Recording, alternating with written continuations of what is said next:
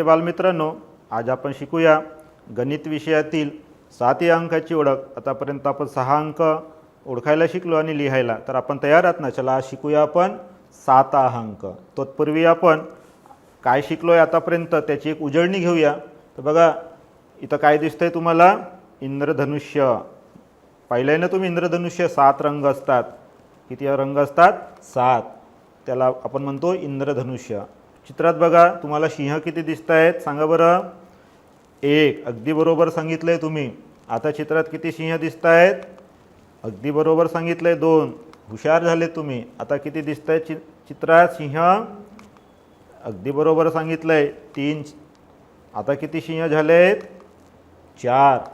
आता किती दिसतात? 5।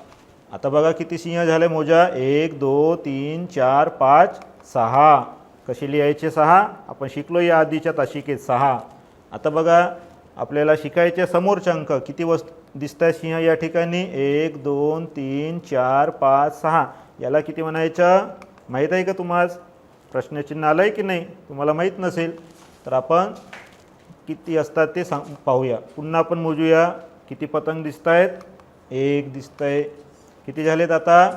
2 3 पतंग, 4 पतंग, 5 पतंग, 6 पतंग।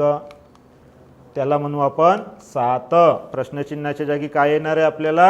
7 अंक। तो 7 अंक एकत्रित अशा 7 वस्तू झाल्या की त्याला आपण म्हणतो 7। बघा 2 पतंग, 3 पतंग, 4 पतंग, 5 6 पतंग आणि 7 पतंग असे जेव्हा एकत्रित येतात तेव्हा याला या पद्धतीनं 7 या चिन्हामध्ये याला 7 अंक म्हणून आपण दर्शवत असतो। हे आहे 7। तर बघा पुन्हा आपण सराव घेऊया चेंडू मोजण्याचा। 1 चेंडू, 2 चेंडू, 3 चेंडू, 4 चेंडू, 5 चेंडू, 6 चेंडू। आता तुम्ही सांगा उत्तर याचं? अगदी बरोबर। किती चेंडू झाले आता आपल्याकडे? 7। कसे लिहायचे 7? हे बघा असे 7 आणि मराठीमध्ये त्याला म्हणतात 7। तर आपण 7 अंक शिकलोय। आता बघूया आपल्याला इतर अंक आणि 7 अंक ओळखता येतो का? तर तुम्हाला मी वेळ देतो ओळखण्याची, तुम्ही वहीवर सोडवा आणि सांगा मला। चला आपली वेळ सुरू झाली। आता कोण लवकर सोडवते बघूया। चला आशा करतो सर्व मुलांनी सोडवले असेल। बघा उत्तर सगळ्यांच्या बरोबर आहे की नाही? 1 काय आहे? 1 चेंडू। 2 काय आहेत आपल्याकडे? पेन। 3 काय आहेत आपल्याकडे? मासे। 4 काय आहेत आपल्याकडे? केळी। 5 काय दिसतात या ठिकाणी? सफरचंद। 6 काय आहेत? चेंडू। आणि अगदी बरोबर ओळखलं जे आपण आता शिकलो आहे। किती आंबे दिसतात या ठिकाणी तुम्हाला? 7 आंबे। आणि 7 हा अंक या पद्धतीचा असतो। पुन्हा आपण 7 अंक कसं लिहितात ते बघूया। बघा हत्ती किती दिसतात या ठिकाणी? 1 2 3 4 5 6 आणि हा खाली एक हत्ती आहे। असे मिळून किती झाले? 7 हत्ती। असे तुम्ही पण मोजा आता। बघा मी या ठिकाणी पतंग दाखवत आहे। किती झाले या ठिकाणी? किती येणार? अगदी बरोबर सांगितलं 7। या पद्धतीनं इतर चित्र बघा आणि या गोलामध्ये ते अंक लिहा, म्हणजे तुम्हाला सर्व वस्तू मोजता येतील आणि त्यातले अंकसुद्धा लिहिता येतील। तर आपण पुन्हा एक उदाहरण घेऊया। यामध्ये काय येणार? इंद्रधनुष्याला काय किती रंग असतात? 7। तर सांगा बरं हे काय आहे? लग्नातले घेतलेले फेरे असतात। किती असतात त्या ठिकाणी उत्तर सांगायचे आहे तुम्हाला। लग्नातले फेरे किती असतात ते उत्तर लिहून आणायचे आहे। आपल्या जगात किती खंड आहेत ते बघायचे आहे।